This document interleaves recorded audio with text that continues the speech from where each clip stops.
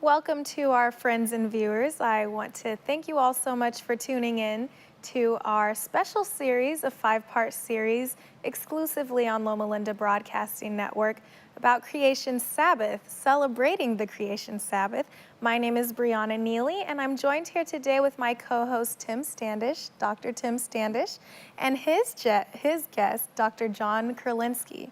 Thank you so much for joining us, gentlemen. Glad to be here. Good to be back. It's great. And Thank you for having us. I'm excited about this particular film that we're going to be watching here in a few minutes. Yes. This was really fun to be involved in the making of a film about somebody who is so interesting, both on a personal level and exciting to know as a scientist.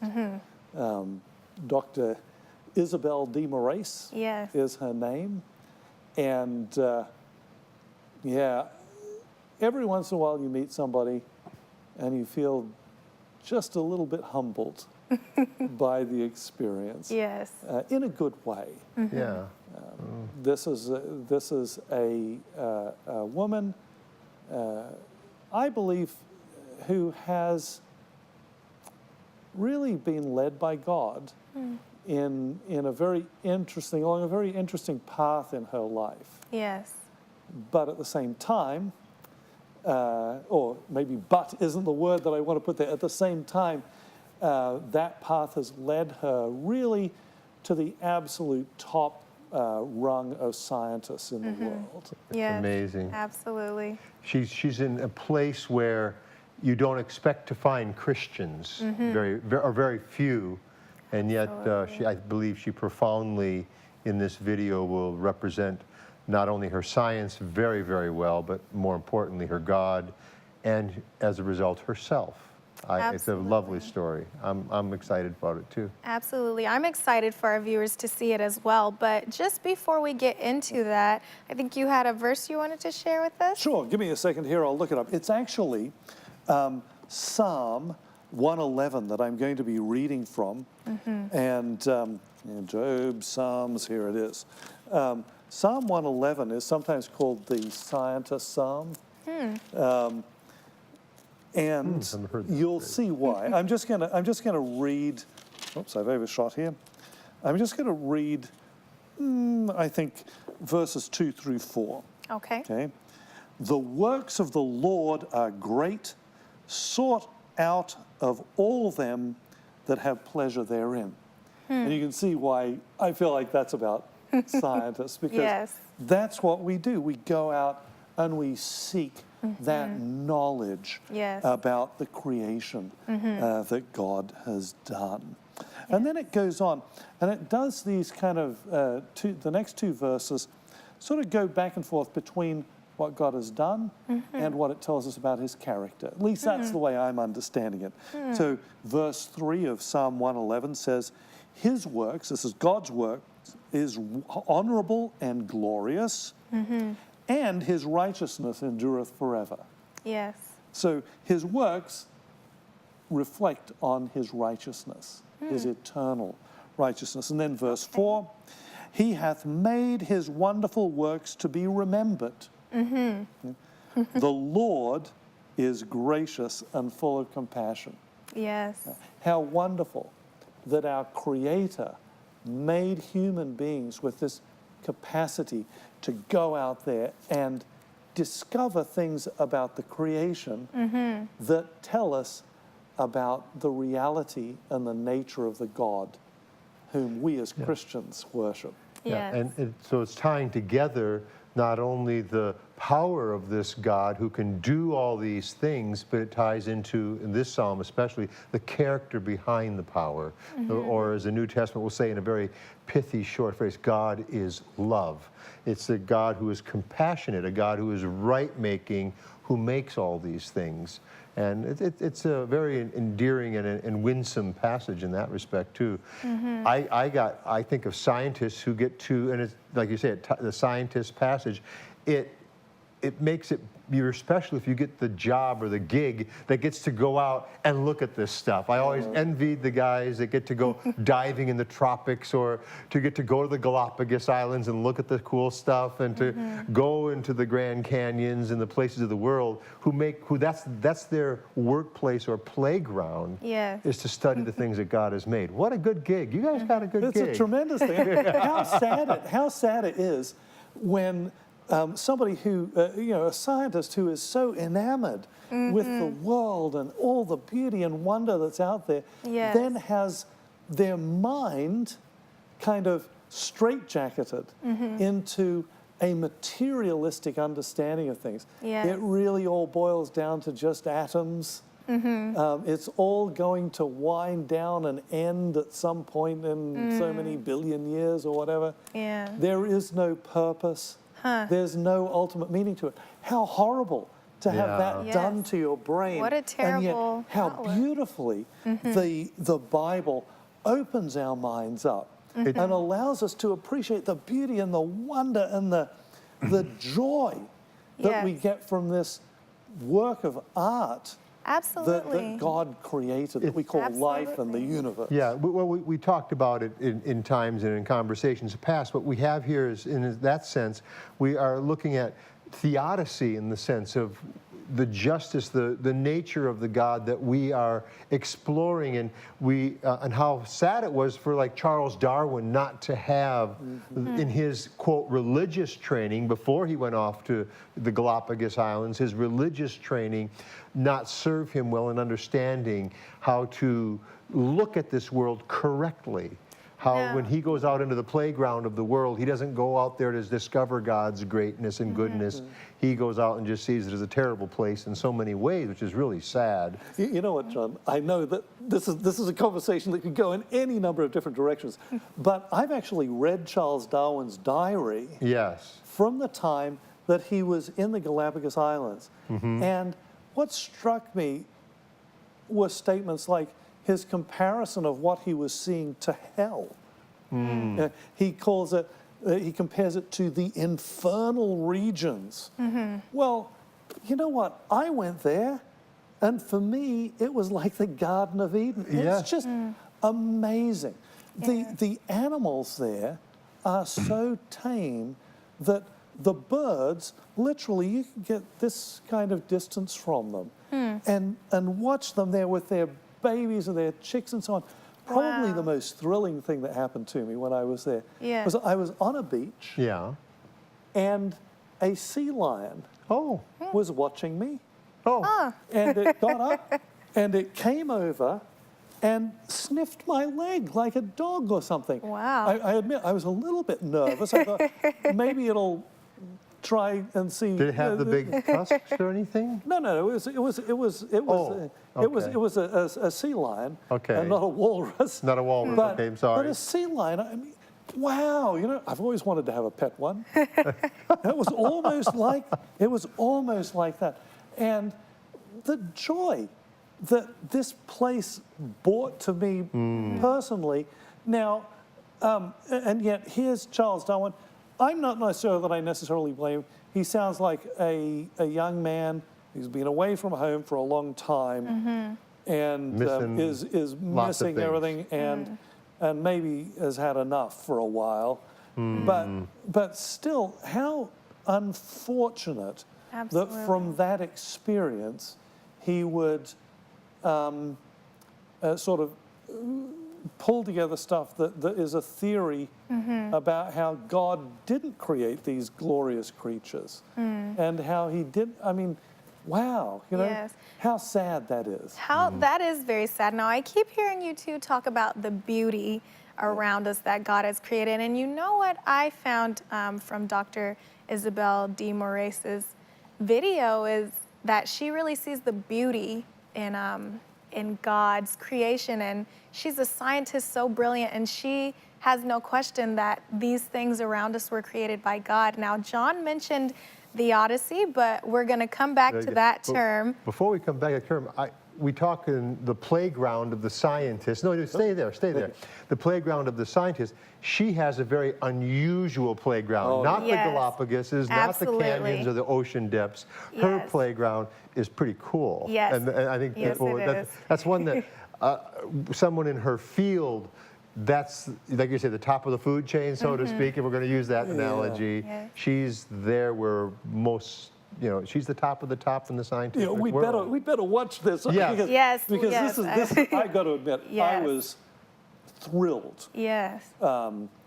making this film of Dr. Moraes, and also profoundly thankful to the other people who helped us with this, particularly to Newbold College in England, and also the management of the Diamond Light Source there where she works. I believe God opened doors for us, and I'm just glad for these people and their accommodation of us when we were working. Yes. That's incredible, and I think we should let our viewers see the video now. Let's do it. Yes. Yeah, wonderful.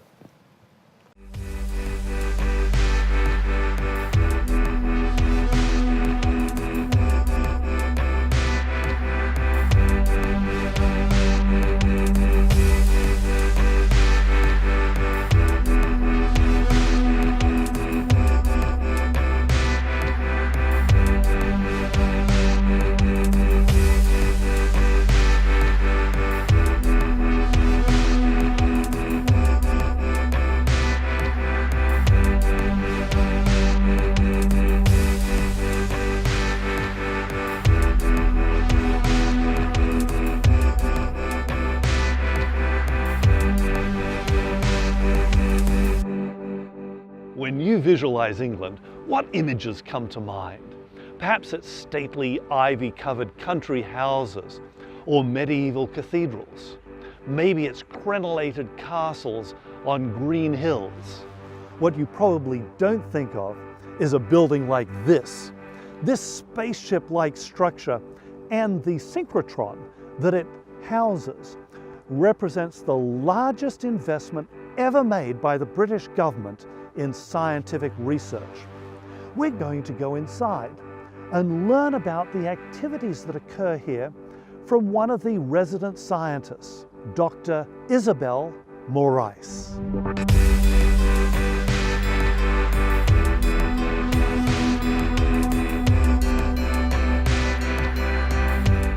So we are inside the cyclotron building now, and just here what you can see on this yellow color actually is the beam lines, where inside the beam comes from the storage ring inside these beam lines, and where the experiments they take place. A cyclotron is a facility where electrons are accelerated at the speed of light or near to the speed of light and generate X-rays. Then these X-rays will be used by different beam lines to different applications, in our case for biology and biochemistry. The Membrane Protein Laboratory is a very unique laboratory.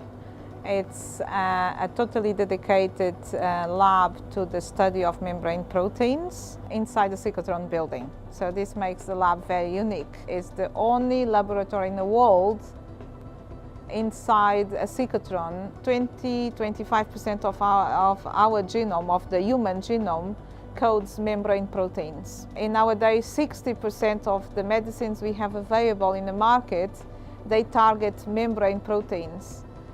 So studying membrane proteins is very important in terms of drug target, because many of these medicines, they have been developed without knowing the membrane protein structures, the targets that they have been designed for. So they have a huge number of side effects.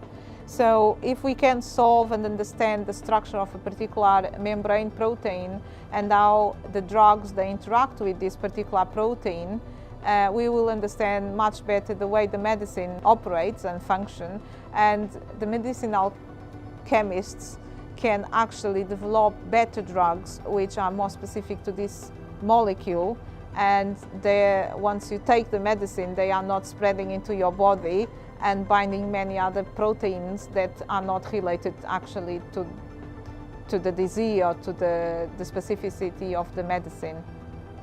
Membrane protein is a very important class of proteins because they are embedded in the membrane. Our bodies, they have cells. The cells, they have membranes, and these proteins are attached to the cells' membranes. They are very important. They act like gates or like what we call signal transducers. They are very much associated with many diseases: Parkinson, dementia, Alzheimer's, and cancer. Protein crystals, membrane protein crystals, are very difficult to obtain, and when they grow, they are very, very, very tiny. And we need to screen large amount of crystals. To do this, the best way is to have the lab located inside a cyclotron facility. So this way we have direct access to the cyclotron beamlines, direct access to the beamline scientists, and working together with them, we can have a better approach to these difficulties that we have with this type of crystals. These beamlines, they provide us with X-ray beams 10 million times brighter than the sun. So in a sense, they operate like a microscope. They are the ones who provide the light. And this light will allow us to see the protein structures at atomic level. So this bright light will shine on the crystal. The electrons will be scattered by the atoms, and based on this we can visualize the protein structure at atomic level.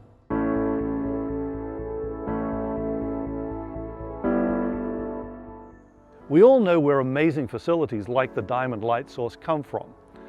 Brilliant engineers, ingenious scientists, and a society that's willing to invest in this kind of magnificent endeavor. But what about the scientists who work in a place like this? We're going to talk with Dr. Morais about where she came from.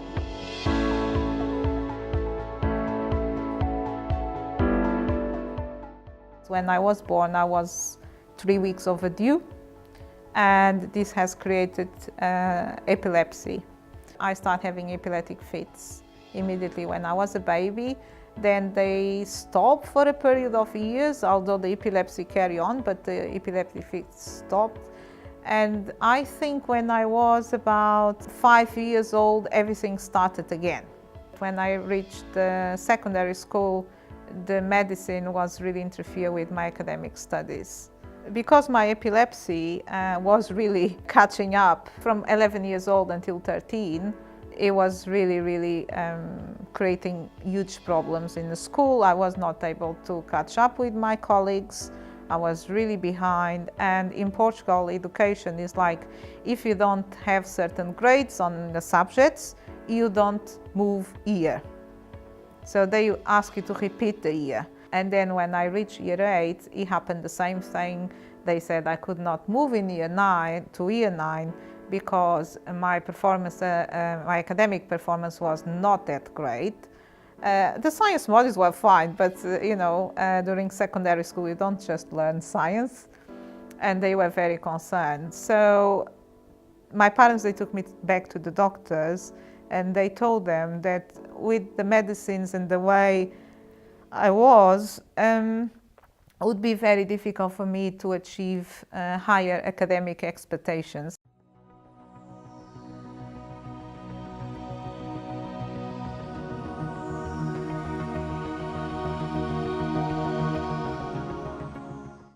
At some point I started going into these hospital appointments, and I used to see these children very sick, and I said, I'm not as sick as these people, and this is really interfering with my studies. I don't think I need these pills. So I started thinking a way of trying to find a way where I could not take them, and asking to my parents or to my grandma was nothing they will be convinced. The doctor said I would need to take them until the end of my life. And we had the dog, right? And she used to stay near to us, very happy during meal times. And I said, okay, you are always waiting for something from the table. Here it is, my very nice epilepsy pill from the table. And it's orange and it tastes nice. The sugar coating of the pill tastes nice. So when I tried the first time, she was a very happy dog to have it. And I was very happy to give it to her. So my grandma used to clean the area where the dog sleeps. The dog was having the pill, chew or just have the sugar coating, and then when reached to the medicine bit that's not so tasty, the dog was splitting them up into the corner where she had the blankets. And my grandma went clean the area and saw a lot of pills. I just heard my name being called. I was told off by parents and grandma, I was told off by the doctor and so on. And here it comes the news. I used to do a electroencephalogram every 6 months. And when I did this time, came surprise, surprise. The doctor said, Isabel doesn't have the same spectrum as before. The traces are totally different. This is just a normal brain encephalogram. There is nothing that we see here, so we can't explain, but probably she doesn't need the pills anymore. Until today, I'm really clean, and in terms of there is no signs of epilepsy at all. Of course, this had a huge impact in my life because I was not feeling sleepy anymore. My academic performance in school, I was myself.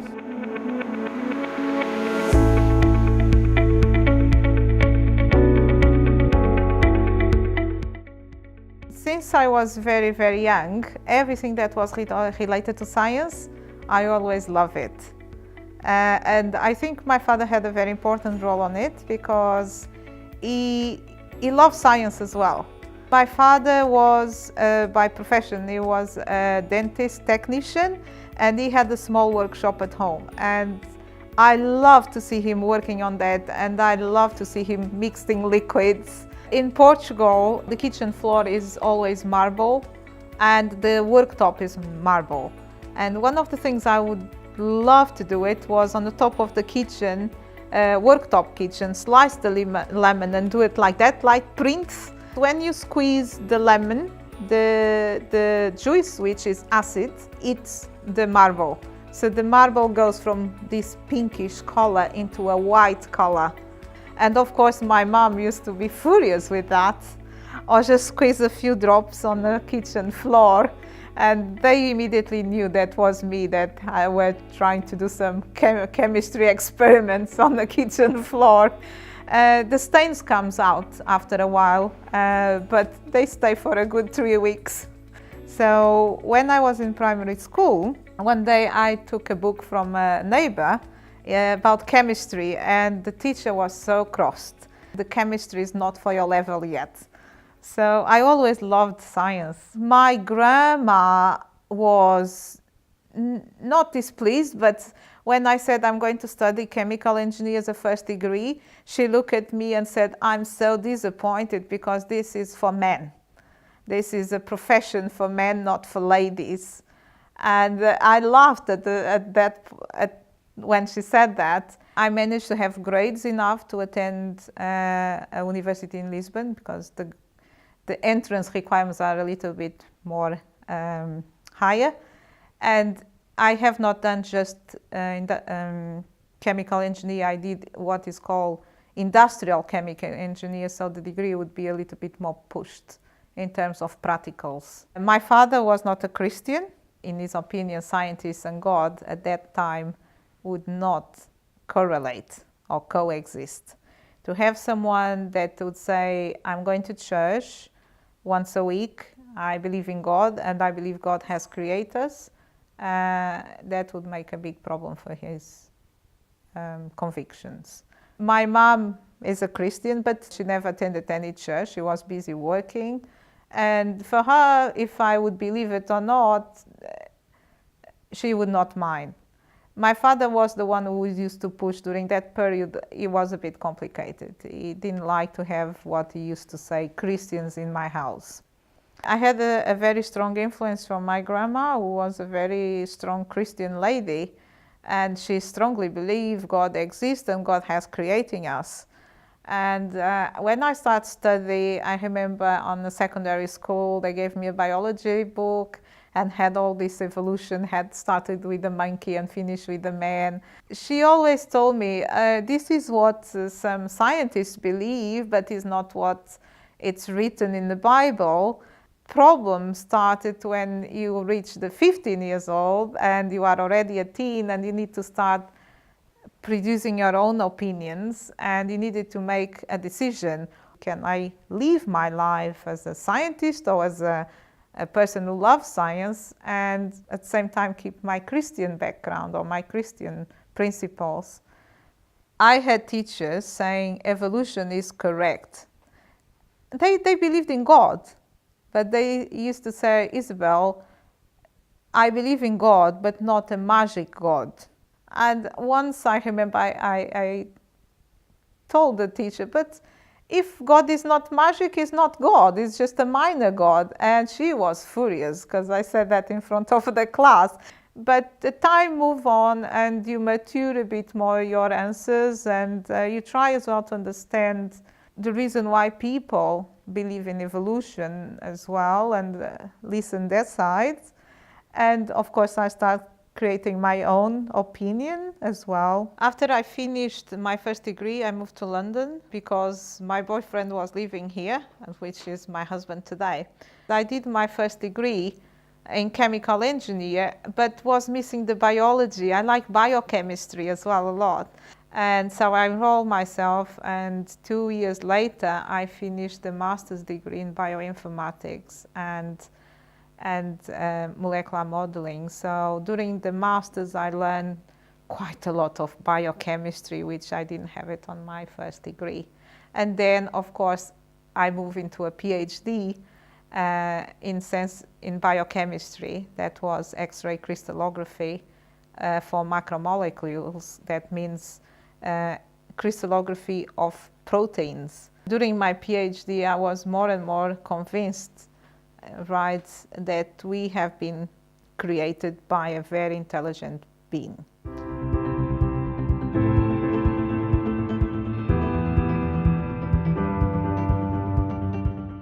Dr. Maurice was not compelled by her parents to believe in some religious idea about a creator God, and certainly her education was not designed to indoctrinate her into some kind of belief system along those lines. And yet, during the course of her science education, she learned things that drew her in the direction of believing that there is a creator God.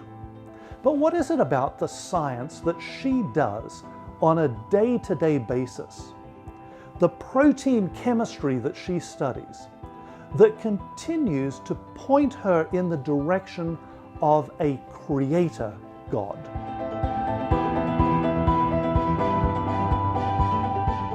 When I'm in the lab to extract, if I'm working in a protein that is related to, for example, a brain function or a function in our brain, if I extract and I purify that protein by itself, it's a nightmare because the protein is not stable by itself. You need so many things to keep it stable in your body. And outside the body, as a single thing, they don't work. So if you think as a bacteria is a very simple organism, but even simple, everything works in a certain coordination. It's harmony. Everything works in harmony. You cannot detach parts. The cells in our body, if something goes wrong with the cell, it's programmed to terminate it. So we call it apoptosis. So when someone develops cancer, it's because something went very wrong. Because our cells are programmed since the beginning to, if something goes wrong, to really terminate the program of the cells. And cancer basically is when this has failed. And remove one protein, or we don't need even to talk to proteins. If you remove some nutrients, calcium, magnesium, even tiny nutrients, ions from our bodies, we start not functioning well. And this just, to me, proves we were designed and we were made and we start existing since the beginning like we are. The way I see biochemistry, the way I look at biochemistry in the lab, more and more I'm convinced we are like this since day one and not by parts. It would not work. The way we are made, the protein structures, the way all these biomolecules interact with each other, it's almost impossible to say we have not been created. Proteins, they all exist in complexes interacting with other proteins. So if one protein is not properly folded, not only affects its own function, but affects the function of the neighboring proteins, and the neighboring proteins to another, and this cascades into the cell, and of course your cell will not operate anymore as supposed, and from the cell goes into tissues and organs. You see, it's something that can cascade very rapidly into a higher organ level and lead to failure, you know, body failure. One protein misfolded can lead to many disastrous consequences. 50 years ago and 60 years ago, we used to study these things as individuals, like elements. But biochemistry is not about individual biomolecules, it's about how these biomolecules interact with each other. And if part is missing or a little tiny thing is not functioning properly, as I said, everything can go wrong. We cannot have half of us functioning well and while the other still evolving, right? And if you say, oh, but evolution was progressed and everything, even though the mutation rate in our cells is very low to avoid disasters. So how could we as well just have the right mutations on the right direction? I see this in the lab because sometimes when I mutate my proteins, it's empirical. I don't know what's going to happen. I need to produce many mutants and see which one probably goes in the right direction. So in a sense, I'm playing evolution, and usually it doesn't work. I see how the sequences, they were very well designed, and how two proteins, very similar, just with a couple of residues different, right, can have so different folding and so different function. So to me, when I'm really absorbed in the lab or thinking about this, is when I see God. I see how God has created things, and that protein works well, but together with that, it works even better. And the proteins, they work as a team. And when people like me, a structural biologist, have opportunity to look into these things at atomic level, so what I see is the atoms, how the atoms are interacting and connecting to each other and interacting with each other, is amazing. I don't see how evolution can have happened. I just see God's work.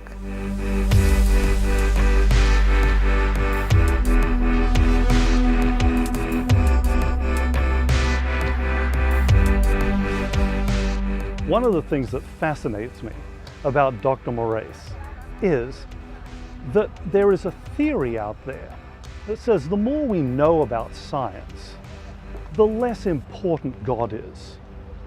And yet in the case of Dr. Moraes, we see exactly the opposite. On the one hand, she knows about what's going on with the atoms that make up the molecules from which life is comprised. And yet on the other hand, she sees in this evidence for some kind of creator. I wonder how many other scientists are thinking along similar lines.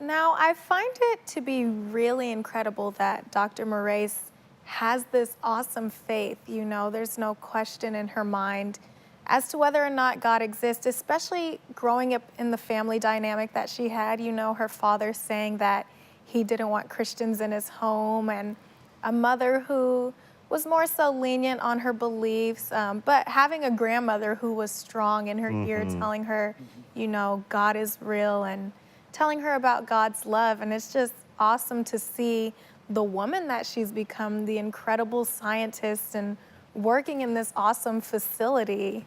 Isn't it amazing the impact that a Christian witness can have? Yes. Yes. That mother, that grandmother, I should say. Yes. She must have been a pretty awesome woman. Yes.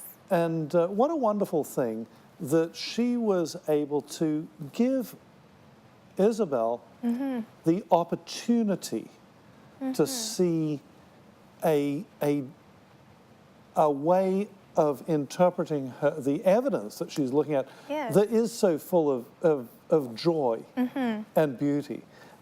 These proteins that are being studied, you know, obviously they're something that cannot be seen with the naked eye, and yet even way down there, when you're on the level of the individual molecules and the individual atoms inside those molecules, I'm telling you, there is something phenomenally beautiful going on there. One of the things that I struggle with as a scientist is conveying how wonderful this really is. It's mind-blowing in a sense. When I'm watching her, part of me is thrilling with what I'm hearing and seeing, and I'm just kind of nodding, but I'm sort of going, shh. This stuff's deep. Some of her science is deep, but so is her faith. That results. What I was impressed with, her faith is coming out of her science. She believes in the Word of God already, but her science is further. It's a voice that's speaking ever so loud to her, and the things that she does is like, my brain doesn't quite get there, Tim. I think I'm a pretty sharp guy in some things, but that biochemistry, I will admit, I'm not a scientist nor pretend to be one on weekends in that sense. You know what? Jesus said that there are certain things that you only get with prayer and fasting. I think I'd have to go back to a lot of study as well. Yes. It's, at least in my experience, the rewards of doing science, that understanding that you can get from this discipline really do come with considerable effort. But I have something that I can show you. That's exactly what I was going to say. You found a way for me to help actually grasp a little bit of it with a simple illustration, and I love it. So please show us. So here's the idea. Let's say you have a sheet of paper like this, okay? A sheet of paper, this will be analogous to one of these proteins that... the video. In the video. Okay? Now you said analogous. Go ahead and explain that for some of us who might not understand. It's an analogy, yes. Okay. So this is just illustrating part of the phenomenon. Pretend this is a protein. So pretend this is a protein. Okay. The thing about proteins is that they have to be folded in a certain way. Okay. So if I take this particular piece of paper, and I just sort of, randomly fold it up like Wow. this. That's random folding. Yeah, Yeah. that's a randomly folded thing. Okay. It's not anything to get particularly excited about. Okay. Except for one thing. Except, I could go like this and go. Exactly. Yes. There was a lot of that. There was a lot of that went on back in school. I'm afraid, Yes. not by me, of course. I was one of the good course things. not. Yeah, but if you take that piece of paper and you fold it into an aeroplane, let's say. Well, let's see how this one flies. Okay. It's not Whoa, bad. way around the corner. Yeah. It sort of flew. You have something different. It's that's what you get from design, from planning things out, from going through a series of things. Here's another one. I like this one. Yeah, I enjoy origami, and this one I like because it'll flap its wings like that if I pull its tail. These are all made out of the same kind of piece of paper. Same but size. there's design here. Yes. There's design in this crane. Okay. And with proteins, you have to fold them up to get a specific design so that they will work properly.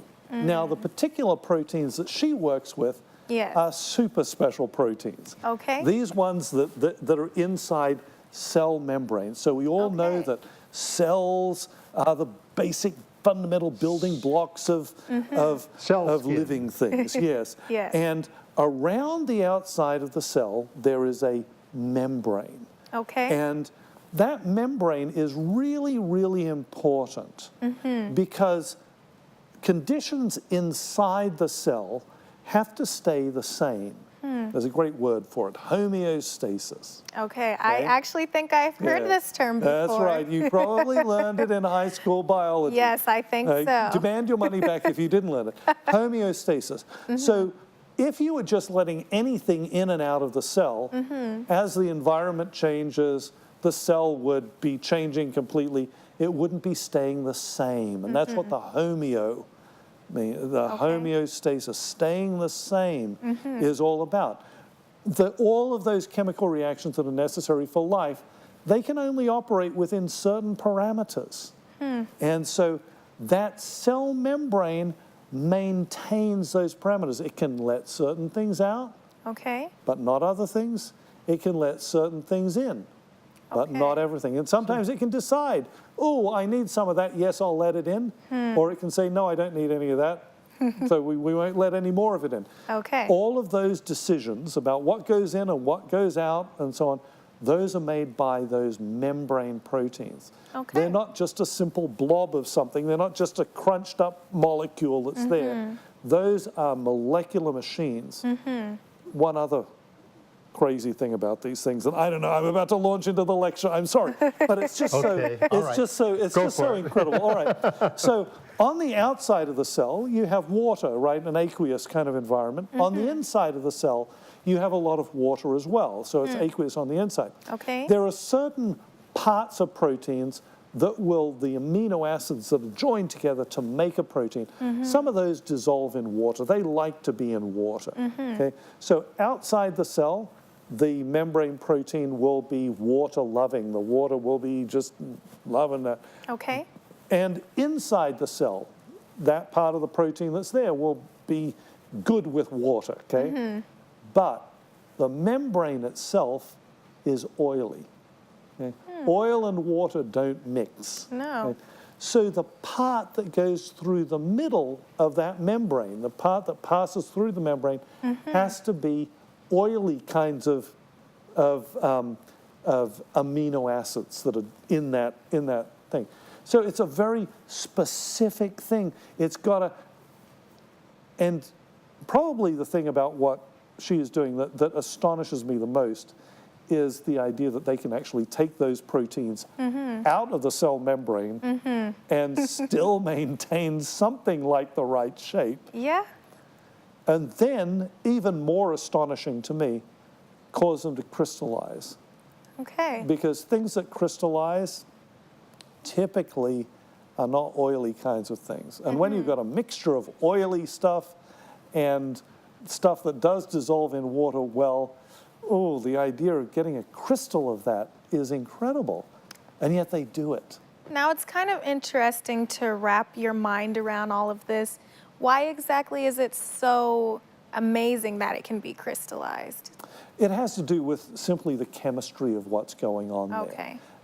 If you have something that dissolves in water, it will have little charges all over the surface of it, positive and negative charges. Okay, So, electrons and... yeah, electrons okay. and protons and stuff like that, right? Okay. And so if you've got sort of a positively charged part of a protein, and you have exactly the same protein that has a negatively charged part to it, the positive and negative parts will attract, because opposites attract. Yes. And that's how you can start building it up, and they can build up a nice crystal of those. Okay. But when you've got this mixture of oily bits and positively charged and negative, it just doesn't work. I mean, it's really, I think she called it a bit of an art. Okay. An art. Predicting what's going to happen is very difficult.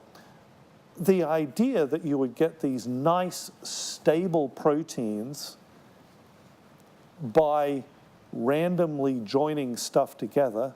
By the way, the idea that you'd randomly be joining stuff together is also preposterous, but that's beside the point. By randomly joining stuff together, that you would get these highly specified regions in the protein that allow it to pass through, and is, well, it's, let's put it this way.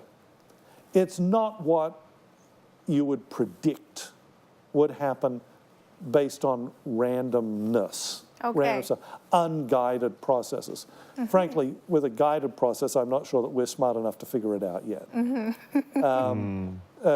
It's awe-inspiring to see how these things are engineered and to understand that they are absolutely necessary for life to exist. Not just human beings, bacteria, oak trees, everything. Which just added a whole bunch of depth to the phrase in the psalmist, which says, I am fearfully and wonderfully made. Yes. There are so many things that are going on, the overall amazing complexity of what it means to be human. And like, I was thinking, when you're thinking membrane, I'm thinking skin. Okay, we got skin in our body, and my mind is going the analogy of my whole skin holding stuff inside me, letting stuff outside, and I don't know if that was the good analogy Well, with the membrane. it'll work, It still functions, but then to realize that the complexity is, it all has to be there. It all has, like I said, these proteins have to fold just right, and they can't fold partially right, or you get the ball that gets tossed away, and so to speak. And that's what always intrigued me, and that's why, even though I don't quite grasp all the biology, I understand enough of its complexity. It's like someone took the 20,000-piece puzzle and dumped it on the table and said, it all needs to go together correct, and you have to take each piece in the right sequence, or you're not going to get the picture. It's just, you know. Let me give you another analogy that's like from a sort of jigsaw puzzle idea. Yeah. Imagine being given the task of picking one piece from 100 puzzles, just at random, and then the idea that you could put those together into a coherent, puzzle. Yeah. Picture of something. That's just not the way things work. No. In chemistry, building big, complicated, and yet highly specified. In other words, big, complicated things that fit exactly right, certain specifications and so on, so that they actually work, so that a cell can be alive. That's just not what you see happening. It's not what happens.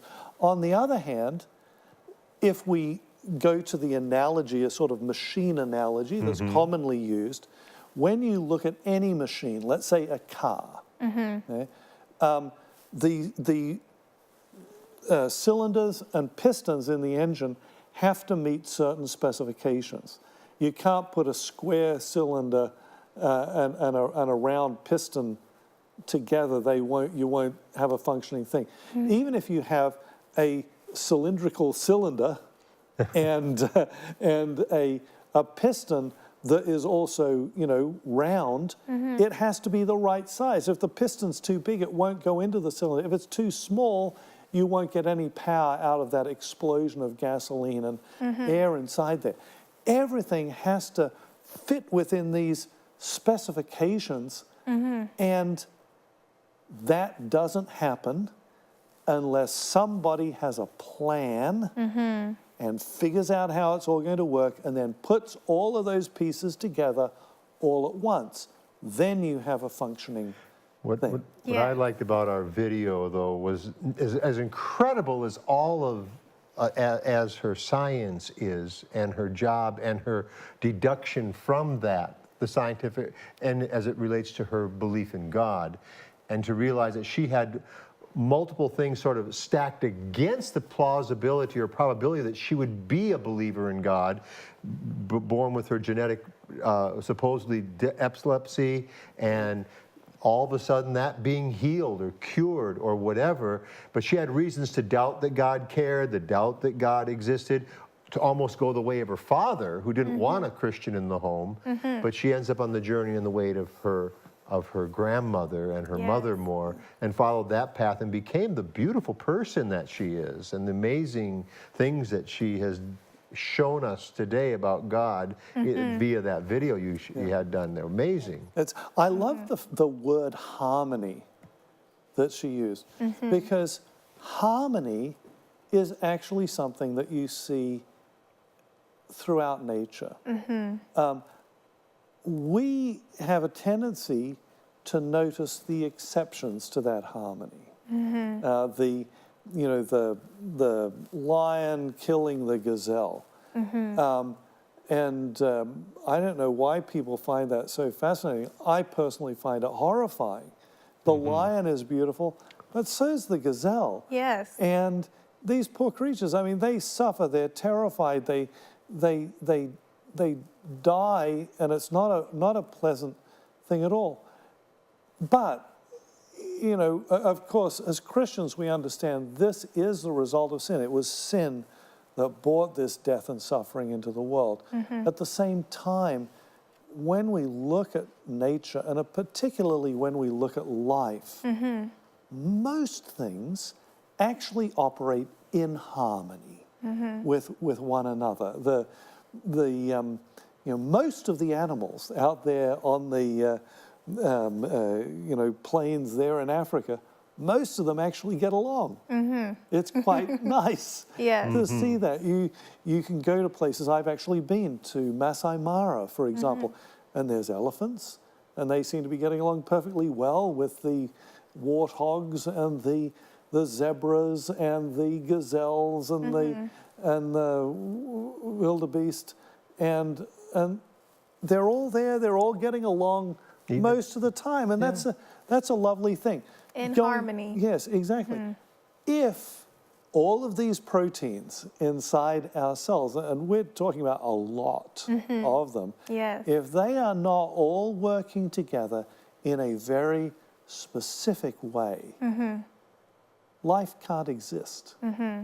Life cannot exist without harmony. And I think it makes it that much more incredible to think that these things could have just fallen into place. That just doesn't make sense when you look at all of the evidence of things folding together perfectly and being designed perfectly. Yeah.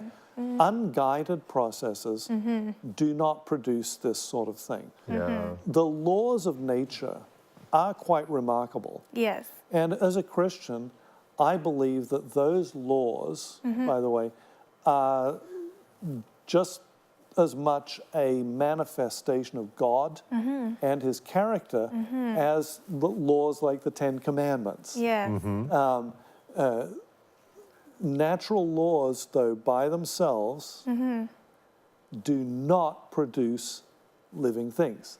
We don't see that happen. Yes. The belief that that is what happened is an act of faith. It's an act of faith based on a philosophical or a theological position. You can call it materialism, the belief that only the atoms basically exist, only atoms and energy, or you can call it naturalism. These two kind of go hand in hand, the belief that everything is a result of natural laws. And by the way, natural as they understood it meant no supernatural. That's right. It rules out the out supernatural. the big picture. And yet what the Bible does for us, both in the account of creation itself, but throughout the Bible, is reveal that while God is supernatural, and while he created the world, he didn't just walk away from it. Exactly. This is a point that John's made. What I was also thinking of too is that, like, Isabel embraced what I would say the wisdom that comes from above. The scriptures declare the fear of God, or the knowledge of God's existence, is the beginning of knowledge and wisdom.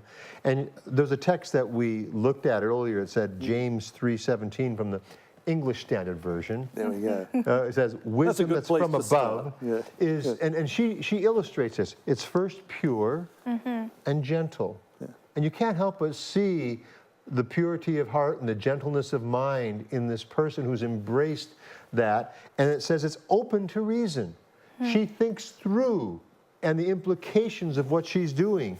It also says it's full of mercy, good fruit, impartial and sincere. And so she herself has taken the data of who she is and her reality of her life and embraced the total package, and truly has arrived, I believe, at the wisdom that comes from above. And I loved all the elements of it as I saw this and thought of this passage.